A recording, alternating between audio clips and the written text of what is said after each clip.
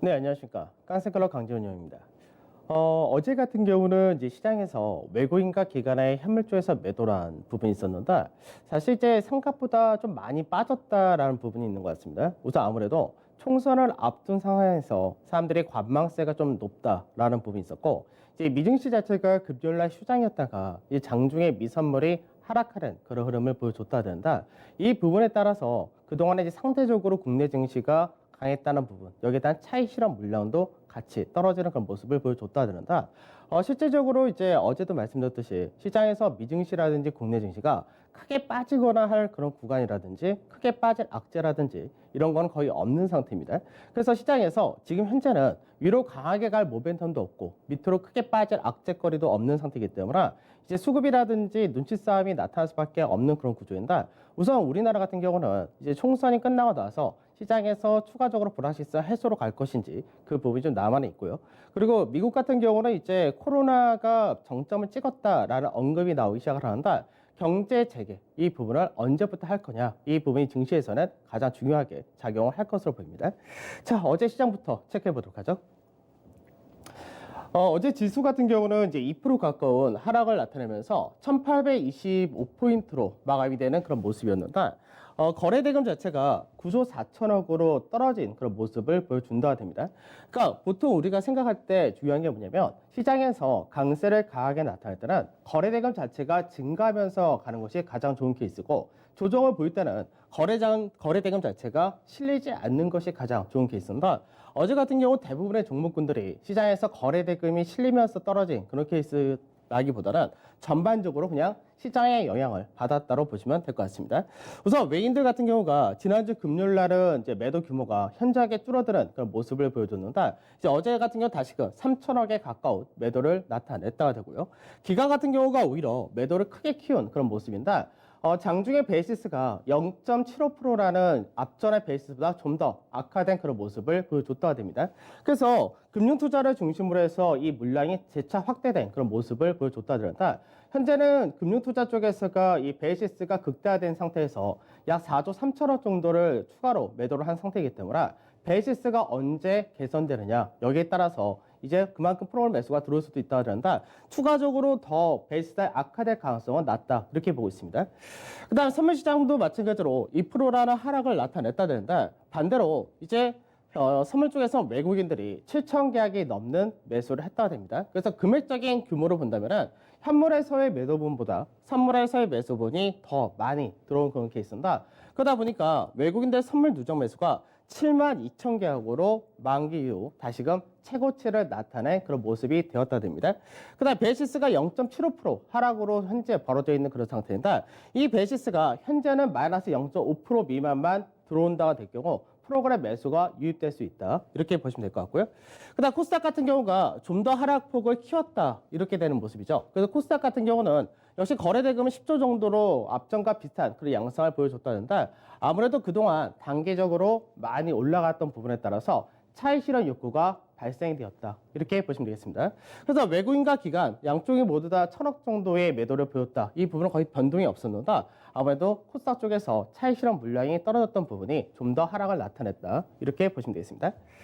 자, 해외 증시 보도록 하죠. 어제 이제 중국 증시 같은 경우도 이제 소폭의 하락으로 마감이 되었었는데, 우선 3월 수출 지표가 발표되었습니다.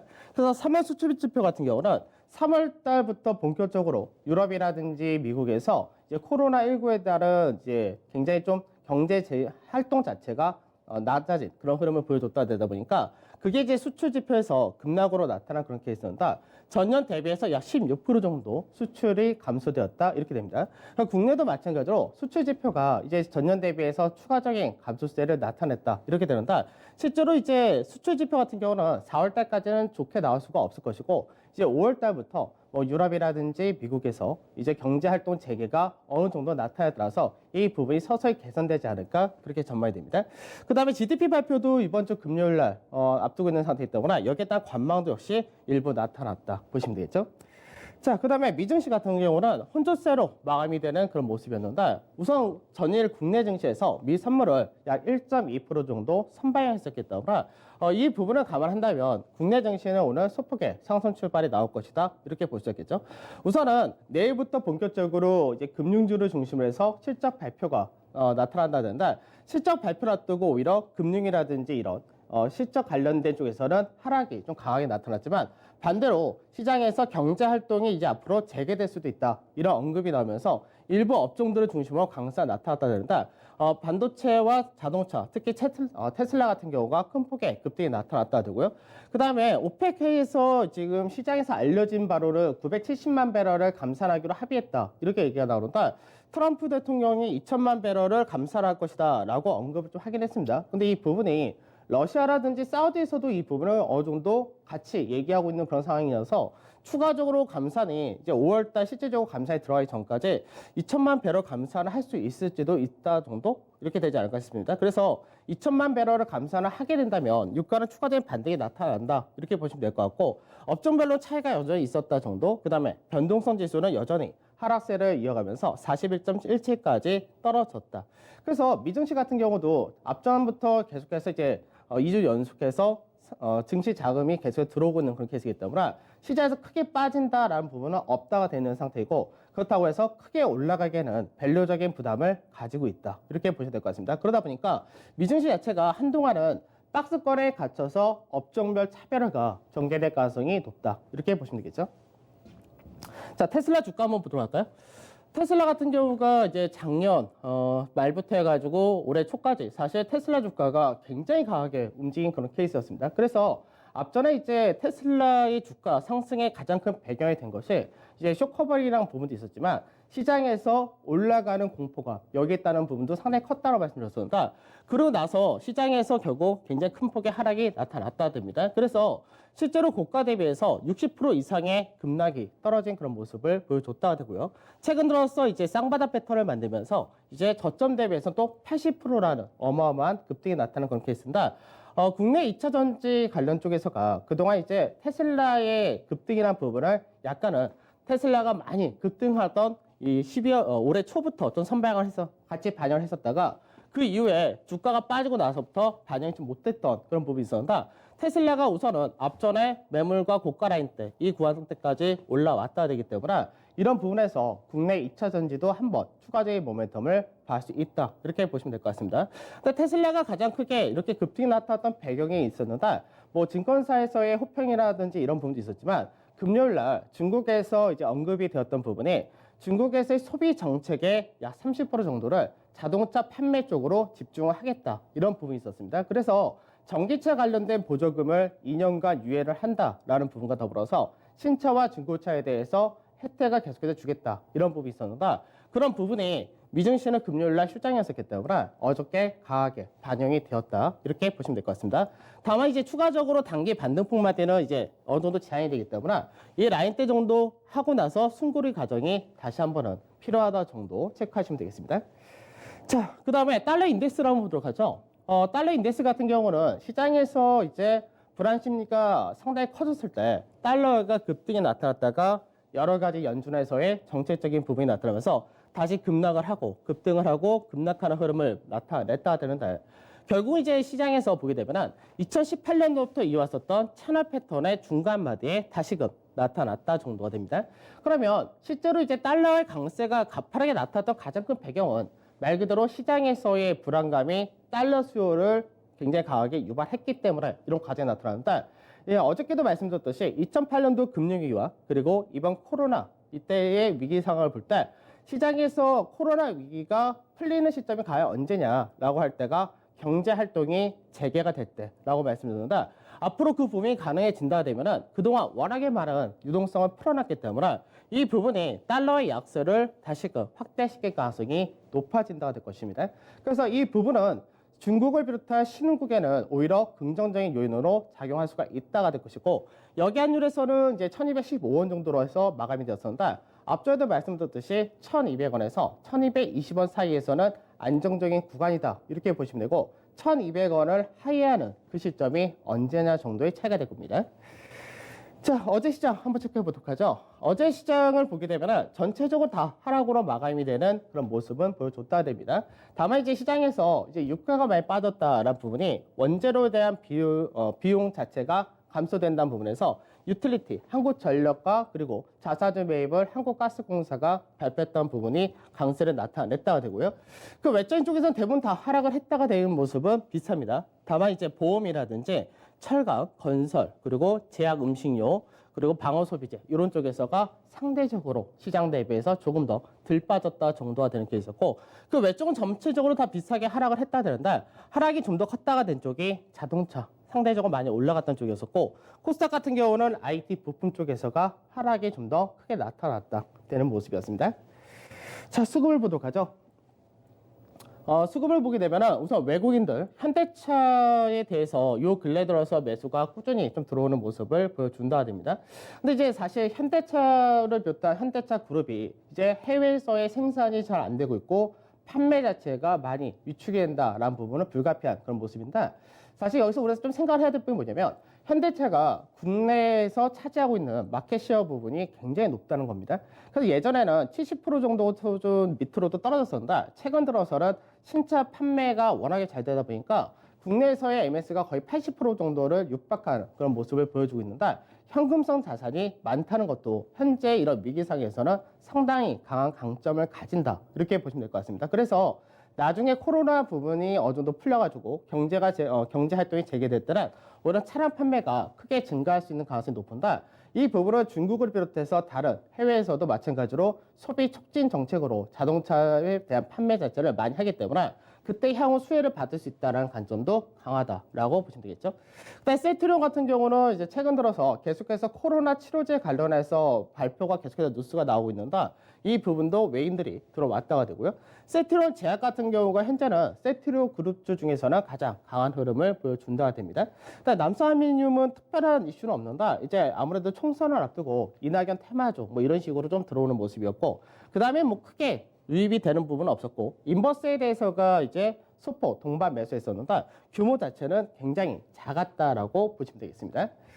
자, 그 다음에 매도 쪽을 보게 되면은 삼성 바이오로직스가 이제 금요일 날 상당히 가파른 급등세를 나타냈다가 되는데, 공급 계약이라든지 향후 이제 공장을 증축한다든지 여러 가지 전망성은 높게 나왔다가 되는데 상승폭이 단기적으로 많이 나왔다라는 측면에서 외국인들의 매도가 강했다 정도 보시면 될 것 같고, 그다음 하이닉스라든지 삼성전자 같은 반도체에 대해서 여전히 매도세를 보인다 되는데, 아무래도 이제 2분기 이제 유럽이라든지 미국 전체적으로 코로나19에 대한 확진세가 많이 퍼지다 보니까 최근 들어서 디램이라든지 랜드 가격이라든지 앞전 1분기 동안에 상승했던 부분보다 좀 떨어지는 그런 모습을 보여준다 됩니다. 그래서 시장에서는 반도체 업황 자체가 가격이 본격적으로 2분기부터 올라갈 것이다 이렇게 전망을 했었는데, 실제로 2분기에 들어서면서부터 오히려 가격이 떨어지는 부분이 좀 있습니다.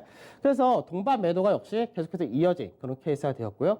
KB금융도 동반 매도, 단기간에 많이 올라갔다는 측면도 있겠죠. 그다음 SK이노베이션 같은 정유주도 동반 매도였고, 카카오라든지 삼성전기 그리고 HLB 이런 쪽에서 동반 매도 역시 나타나는 모습을 보여줬습니다. 자, 그 다음에 기관에서의 수급을 보게 되면은, 기관에서는 뭐 요즘 국내에서도 많은 개인 투자자분들이 ETF를 중심으로 많이 매매를 한다 이렇게 되는가, 기관도 역시 여전히 비슷한 그런 양상을 보여준다 됩니다. 그래서 코덱스 200에 대해서가 이제 상당히 많이 들어오는 모습이었고, 반대로 인버스에 대해서가 역시 소폭 이제 매수를 좀 키운 모습이었습니다. 그 외적으로 삼성 인버스에 대해서도 뭐 삼성에서 이제 유가 관련된 인버스, 그 다음에 삼성 바이오로직스는 매수를 했고, 그 다음에 현대건설이라든지 금호석유 이런 쪽에서 매수를 했다가 되긴 하는데 규모는 전체적으로 작았다가 되고요. 역시 매도가 가장 많았다가 된 쪽은 삼성전자와 하이닉스 이렇게 됩니다. 그러니까 너무나 많이 삼성전자와 하이닉스로 앞전에 많이 포지션을 잘 쥐고 있다 보니까 반등할 때마다 이쪽에선 계속해서 물량이 출회되는 그런 흐름을 보여주고 있는데, 상당히 많은 물량이 어느 정도 소화는 됐습니다. 다만 올라갈 만한 모멘텀이 아직까지 작다라는 부분에서 탄력적인 상승을 좀 기대하기는 아직까지는 어렵다 정도가 될 것 같고, 근데 코론 인더 같은 경우는 이제 어저께 코론 인버사 관련해 가지고 호재가 나오면서 강세 뛰었었는데 오히려 매도가 좀 나왔습니다. 삼성 SDI라든지 삼성 전기 같은 2차 전지 관련 쪽에서도 이제 매도가 나왔었는데, 이쪽은 이제 오늘 모멘텀이 어느 정도 형성됐으니까 반등이 나올 것이다 이렇게 기대를 할 수 있을 것 같고요. 그 외적으로도 전체적인 시총 상에서 현대차라든지 LG와 포스코, KB금융, 그리고 한국조선해양 이런 쪽으로 역시 매도가 나오는 모습이었습니다. 자, 선물 쪽 수급 동향 또 한번 볼까요? 선물 쪽에서 보게 되면 어저께 외인들이 선물 쪽에서 다시금 매수를 상당히 많이 했다라는 부분이 나타나는데 외국인들이 그러다 보니까 선물 쪽에서 누적 매수가 3월 만기 이후로 최고치를 다시금 나타냈다 됩니다. 역시나 마찬가지로 가장 매도를 많이 했다가 된 쪽은 투신권에서 매도를 많이 했다가 되는데 투신권에서 선물 매도가 사실 많은 날의 특징이 뭐냐면은 장주 미선물의 하락이 나타나면서 그 다음날 시장에 대한 우려감이 많이 증폭이 될 때 투신권에서 매도를 좀 강하게 하는 그런 모습을 보여준다가 됩니다. 근데 이 부분은 앞전에도 계속 반복이 되지만 이렇게 대규모의 매도를 하고 난 다음엔 오히려 시장에서 강하게 상승이 나타난 케이스인데 해지성으로도 볼 수가 있는데 시장에서 아직까지 투신권에서는 시장에 대해서 굉장히 좀 불안하다 정도로 생각하시면 될 것 같습니다. 그래서 시장에서 이제 만약 추가적인 하락이 떨어질 때 대비한 해지 포지션을 좀 강하게 잡아놓는데 현재까지 이런 부분들이 시장에서 오히려 쇼커버링으로 전개가 되는 과정이 나타나면서 시장 자체가 이런 과정이 있을 때마다 상당히 강하게 움직인다. 이렇게 보시면 되겠죠. 자, 선물지수도 잠깐 보도록 하죠. 선물지수가 앞전에도 이제 중요 추세 라인 때가 이 가격이라고 말씀드렸는데 상단 자리였던 246.7에서 247.5 사이 여기가 상당히 저항이 센 그런 자리대가 이어지고 있습니다. 그래서 현재는 시장에서 결과적으로 좁은 박스권에서 계속해서 이어진다가 되는 모습인데 추세선 라인대를 계속해서 타고 가는 모습을 보여준다가 되죠. 그럼 여기서 마찬가지로 추가적으로 빠진다 해봤자 시장에서는 240포인트 전후 많이 빠진다 해봤자 238포인트 정도 될 텐데 빠질 자리는 작은 반면에 윗자리를 넘어간다 될 경우는 앞전에 말씀했던 기본 마디폭과 N자형 상승폭 그리고 시장에서 기본 상승폭을 다 감안한다 했을 때는 윗자리가 여전히 굉장히 높게 열려 있다. 이 부분 동일할 것 같습니다. 그래서 240.5라는 자리대가 이제 2번 정도를 저항으로 인식을 했는데 오늘 돌파하기는 좀 쉽지는 않을 것 같고 이제 선거 이후에 그 이후에 돌파를 하느냐 이 부분이 좀 중요할 것 같습니다. 자, 종합주가지수 마찬가지로 보도록 하죠. 어저께 이제 시장에서 당분간 시장에서 움직일 수 있는 자리대가 1770에서 1945포인트다라고 밴드를 말씀드렸었는데 이 가격대에서는 박스권 매매하면 된다라고 말씀드렸죠. 그러니까 이 가격의 중간 마디가 1855포인트, 60포인트이기 때문에 이 가격대가 딱 금요일날에 종가 정도가 됩니다. 그래서 박스권 중간 마디에서 위쪽 방에 대해서 여전히 무게는 더 실어준다가 되는데 박스권에서 밑으로 떨어진다가 되면은 밑으로 빠질 자리는 작아지는 반면에 윗자리가 커진다가 되겠죠. 그래서 박스권 매매에서는 중간 마디를 중심으로 해서 밑으로 빠질 때는 오히려 매수로서 접근하는 것이 좋은 것이고 위로 간다고 했을 때는 차익 실현을 일부 하면 되는 그런 케이스가 되는데 현재는 어저께 추가적으로 살짝 내려온다가 되면서 이 구간대가 이제 1825포인트로 마감이 되었죠. 그러면 시장에서 이제 하단 자리 때 그리고 추세 라인 때 지지 라인이 1810포인트 전후가 되는데 이 가격대가 상당히 중요한 가격이다라고 보셔야 됩니다. 그래서 이 가격대에서 지켜지는 흐름까지도 확인된다면 그 다음번에는 다시금 상단 돌파가 가능한데 상단 돌파 나올 때는 기본 마디폭이 1950포인트 전후가 된다 이렇게 되는 거고 나중에 가장 중요한 라인 때는 현재 이 위추세 라인 때인데 이 위추세 라인 때를 돌파를 한다가 됐을 때는 시장에서 그 다음부터는 어떤 식으로 해석을 하냐면 시장 자체가 하락 추세 라인 때를 이제는 돌파를 하면서 상승 추세로 전환이 가능하다가 됩니다. 그래서 아직까지 시장에서는 저점 대비해서 20% 이상이 올라왔기 때문에 강세장에 진입을 했다라고 얘기할 수 있는 것이고 시장에서 내려온다 했을 때는 본격적인 하락 조정이 아니라 상승에 따른 눌림 조정 형태다라고 얘기할 수 있는 건데 이 라인대를 넘어간다 했을 때는 시장에서 상승 추세로 전환이 되었다까지가 얘기할 수 있기 때문에 결과적으로는 이 라인대를 언제 넘어가느냐 이게 가장 중요하다 정도 생각하시면 될 것 같습니다. 자, 그 다음에 코스닥은 이제 시장에서 이제 아무래도 상단보다는 하단 쪽에 무게가 많이 실린다라고 어저께도 말씀드렸는데 코스닥 지수를 볼 때는 코스닥 같은 경우는 박스권이긴 한데 박스권의 중간 마디인 자리가 앞전부터 계속해서 움직였었던 주 매물대이기 때문에 결국 코스닥 같은 경우는 시장에서 하락했던 폭을 어느 정도는 다 메웠다가 된 거죠. 그러니까 상대적으로 상당히 강하게 움직였다라고도 볼 수 있는 거고 한편으로는 과열이 들어왔다 이렇게도 볼 수 있는 겁니다. 그래서 코스닥 같은 경우는 우선은 윗자리를 추가적으로 열려서 간다 하기에는 위에 매물이 본격적으로 시작되기 때문에 강한 모멘텀이 추가로 필요하다 이렇게 될 수밖에 없는데 현재는 그런 부분이 부족하기 때문에 조정을 최소한 이런 구간대 박스권 하단 자리까지는 받는 과정이 좀 필요하다 이렇게 볼 수가 있을 것이고요. 현재는 이격도 자체가 상당히 많이 크게 벌어졌을 때 이격이 큰 만큼 좁히는 과정이 나타난다. 지금 코스닥에서의 상승 이격 자체도 상당히 크게 벌어진 그런 모습을 보여준다가 됩니다. 그래서 이격을 좁히는 과정이 여전히 필요하다 정도 보시면 되죠. 잠깐 아까 거래소 지수 다시 한번 볼까요? 거래소 지수를 다시 한번 보게 되면 거래소 지수에서는 아까 이제 똑같은 21선을 중심으로 할 때 코스닥과 거래소와 같이 이격이 크게 발생됐던 구간이 여기였었는데 그래서 거래소 같은 경우는 21선 중심으로 해서 왔다 갔다 하는 과정을 보였기 때문에 현재는 이격 자체가 그렇게 크지가 않다 되죠. 그래서 거래소 같은 경우가 그래서 시장에서 추가적으로 하락이 세게 떨어지거나 이런 과정이 제한된다 이렇게 말씀드린 거고 반대로 코스닥 같은 경우는 이격이 크게 벌어져 있는 상태이기 때문에 오히려 코스닥 같은 경우가 조정을 받을 때 좀 더 조정받을 가능성이 높다 이렇게 되는 케이스입니다. 자, 전략 보도록 하죠. 우선은 이제 이번 주 수요일 날 내일이 이제 휴장이고 그리고 금요일 날에 중국에서 경제 지표 발표가 있고요. 그리고 다음 이번 주 금요일 날 또 미국의 옵션 만기일이 있습니다. 그리고 본격적인 어닝 시즌에 들어간다 이렇게 되는데 사실 이번 어닝 시즌은 그렇게 크게 뭐 시장에서 기대치 자체가 없는 상태이고 실적이 이제 양호하다가 된 쪽은 이제 어차피 앞전에도 말씀드렸던 내수 관련이라든지 그 외적으로 수주 산업 이런 쪽이 실적이 무난하다 될 텐데 이제 2분기에 대해서가 아직까지는 굉장히 좀 불안한 그런 모습이기 때문에 2분기 시장에서 아직까지 기업들에 대한 전망 자체가 다 하향이 되고 있는 그런 모습입니다. 이건 또 빠르게 풀린다고 되면 그 부분이 또다시 강하게 올라갈 수 있기 때문에 현재 시장에서 가장 어떻게 보면은 믿을 수 없는 것이 기업들의 실적 전망과 그리고 경제 지표다. 이렇게도 볼 수 있을 것 같습니다. 그래서 우선은 모멘텀은 없다는 부분 동일하기 때문에 어느 정도 박스권에서 움직인다 되는데 어저께 이제 중간 마디보다 좀 더 아래로 내렸으니까 이제는 상단보다는 상단폭이 훨씬 더 우위를 차지하는 그런 구간이다라고 보시면 될 것 같고 코스닥은 마찬가지죠. 그 다음에 이제 시장에서 지수 자체가 거래소가 한번 강하게 움직이기 위해서는 시가총액 상위가 한 번은 움직여줘야 된다. 여전히 시가총액 상위가 가장 높은 쪽이 반도체와 2차 전지 이쪽에 IT가 전체 높기 때문에 이쪽에서가 움직임이 좀 필요하다 정도 보시면 될 것 같고 통신이라든지 이제 금융이라든지 그리고 뭐 기타 수주 산업 이런 쪽은 실적 자체가 시장에서의 컨센서스를 크게 하회할 가능성이 낮다는 부분이 있습니다. 수주 산업이기 때문에 그 다음에 이제 소재 쪽에서는 결국 화학이나 철강은 또 많이 빠진 그런 케이스가 난다. 유가가 많이 빠졌다는 부분은 화학 업종에서는 이제 원재료 가격이 낮았다라는 이익을 얻을 수 있는데 중요한 거는 앞으로의 어느 정도 수주라든지 이런 좀 그 생산 업황 자체가 좀 개선해야 된다. 이 부분은 중국에서 그거를 해줘야 되는 그런 케이스다 정도 보시면 될 것 같습니다. 그래서 납품과대라든지 뭐 배당이라든지 이 외적으로 실적이라든지 이런 부분에서는 현재 이 업종들이 그나마 시장에서 좀 더 긍정적이다 보시면 되겠습니다.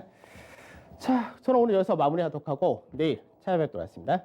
내일은 쉬는 날이죠. 내일은 선거니까 선거들 잘 하시고 저는 모레 찾아뵙도록 하겠습니다. 감사합니다. 네, 그렇습니다. 내일 모레 찾아뵙는 거죠. 자, 지금 3월 수출 물가가 나왔습니다. 1.1% 하락했는데요. 이 와중에 이 D램의 수출 물가는 3.1% 역으로 올랐습니다. 아무래도 이게 투자 힌트가 되지 않을까 이런 생각을 해봤었는데요. 오늘도 토마토TV와 함께 시장 대응 잘 하시고요. 내일 모레 뵙도록 하겠습니다. 오늘도 성우투자입니다.